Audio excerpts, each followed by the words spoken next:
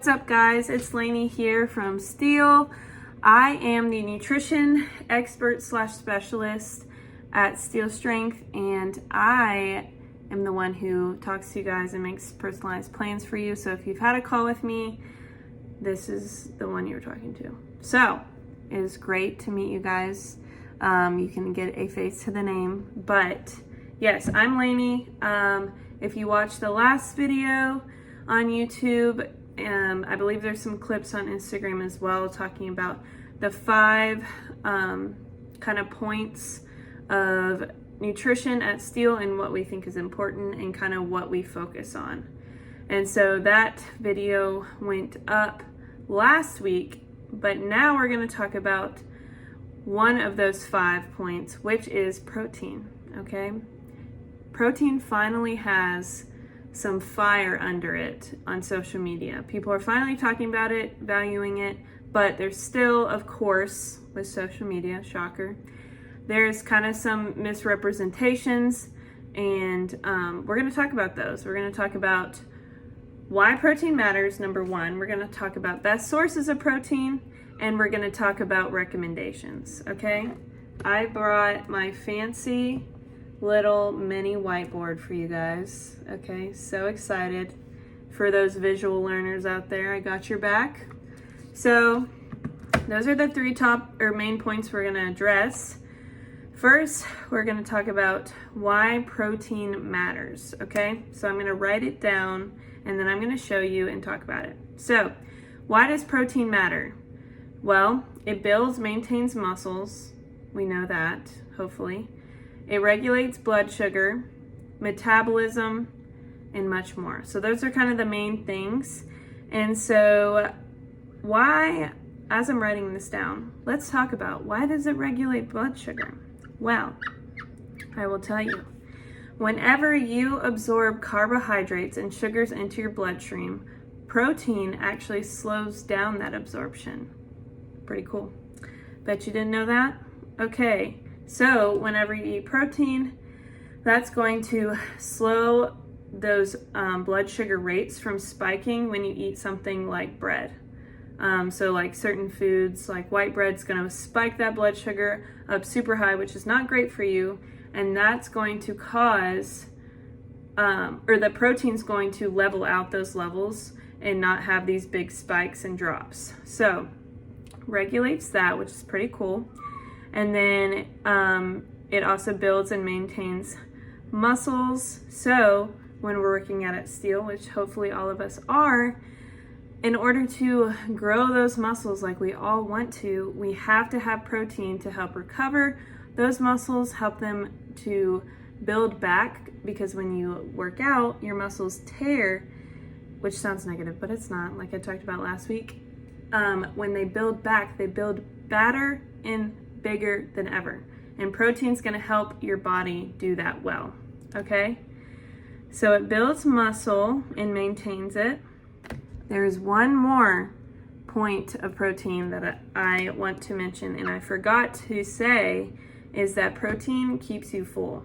Okay, so of the 3 macros, fats, carbs, and protein actually keeps you full the most over any other macronutrient, which might sound weird because fat is actually the most calories per gram, but it doesn't keep you full as much as protein does. So going back to metabolism, it's going to help you stay full longer, help you be satiated while not blowing the budget on your calories.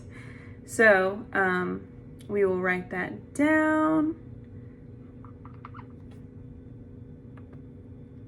Keeping you full. Don't we love that? Okay, second point is best sources of protein. This is crazy, hot topic, but we're going to talk about it, all right? Number 1 main source of protein is going to be your meats. Yes, red meat, and yes, other meat, okay? Sometimes people think that you can never have red meat and that red meat's always bad for you. But there's a lot of studies coming out that that's not necessarily true, and I've talked about this before, but yes, red meat, chicken, fish, poultry, things like that. Eat it up because those are full of protein. All right, another one is going to be your eggs. Eggs have about 6 grams of protein per egg. That includes the yolk, people. Eat the yolk, it's okay. You're not going to get crazy cholesterol levels with eggs. That was also myth busted recently. So eggs are great. If you eat 2 to 3, I would say 3 is better. You're going to get 18 to 20 grams of protein just from your eggs. So getting more protein for breakfast is going to help fertility. It's going to help your metabolism. It's going to get kick-started that everything, metabolism, blood sugar, muscle recovery. So don't be scared of getting protein in your system in the morning. Okay, they say fertility improves a ton if you have over 20 grams of protein for breakfast. All right, but if you're not a breakfast eater, you're gonna have to try really, really hard to get your protein in for the rest of the day. All right, another thing is going to be dairy for protein sources. Dairy has a lot of protein, so a lot of protein powders are actually made out of concentrated dairy. It's a great source of protein. It's not going to be as much as your meat, but if you eat dairy and meat together, that's going to give you, a good extra 8 to 10 grams, depending on what it is, for that meal. So it's going to be kind of like a cushion that's going to add up throughout the day. Greek yogurt's a great example of that. Greek yogurt, cottage cheese, those are amazing breakfasts, amazing snacks. If you're feeling really crazy, you can add Greek yogurt with protein powder, mix it together, make a nice little tasty paste, and then that'll be, a good 25 to 30 grams of protein just from that low calorie breakfast of Greek yogurt or cottage cheese or whatever it is. So those are kind of the main things. And in terms of meat, I'm talking beef tenderloin, I'm talking steak, I'm talking chicken, salmon, tilapia, shrimp, you name it. They are great sources of protein, and I say this a lot on my calls and when I talk to you guys, most of your calories needs to be coming from protein, all right? That's what I really want us to focus on, because if you're trying to lose weight and then you just limit everything that you eat and then you're not getting enough protein, all the work that we're doing in the gym is limited and it only can help you so much for gaining muscle and getting stronger. So, wanted to emphasize that one more time. All right, and then the third point, which I need to show my board more, sorry visual learners. The third point, which is where we're at right here, is our recommendations. So, the minimum, when I say minimum, guys, I'm talking rock bottom. Do not take this as, oh, I only need 60 grams a day of protein forever. Not true. But most of the people I'm talking to, especially women, girls, we're not even meeting that 60 gram mark. And it's really, it scares me, okay? Because we can do better than that. And I think it can be super daunting, but it really doesn't have to be.